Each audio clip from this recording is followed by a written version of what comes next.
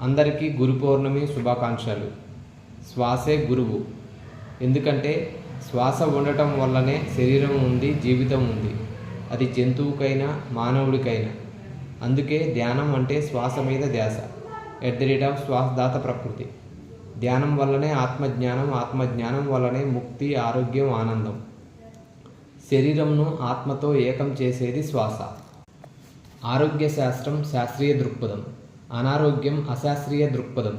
శాస్త్రీయ దృక్పథం scientific temper. ఆరోగ్యంగా జీవించడం శాస్త్రీయ దృక్పథం, అనారోగ్యంతో జీవించడం అశాస్త్రీయ దృక్పథం. ఆరోగ్య జగత్ శాకాహార జగత్ ప్లస్ ధ్యాన జగత్ ప్లస్ ప్రకృతి జగత్.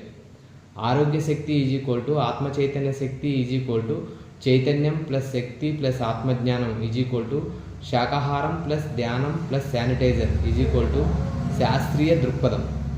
ఈ అంశాలన్నీ వివరంగా తెలుసుకుందాం. మొదటిది శాకాహార జగత్. ఆహారమే ప్రజాపతి. శాకాహారమే మానవుల సరియైన ఆహారం. సరియైన ఆహారంతోనే సరియైన ఆరోగ్యం.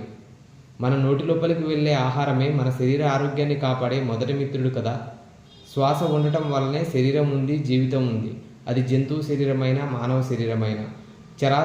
చరాచర సృష్టిలో శ్వాస తీసుకుంటూ శ్వాసక్రియతో జంతువులు, మానవులు జీవిస్తున్నాయి. శ్వాస ఇస్తూ జీవించేది ప్రకృతిలోని చెట్లు, మానవుడు. మూడవది ప్రకృతి జగత్.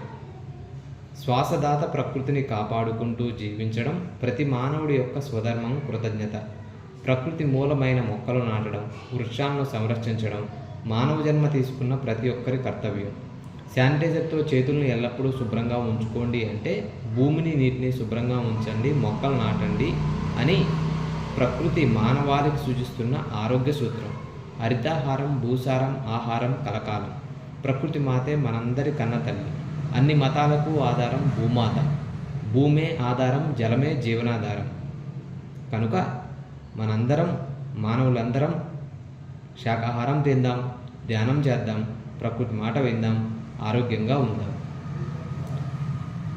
ఈ గురు పౌర్ణమి సందేశం నచ్చితే లైక్ చేయండి.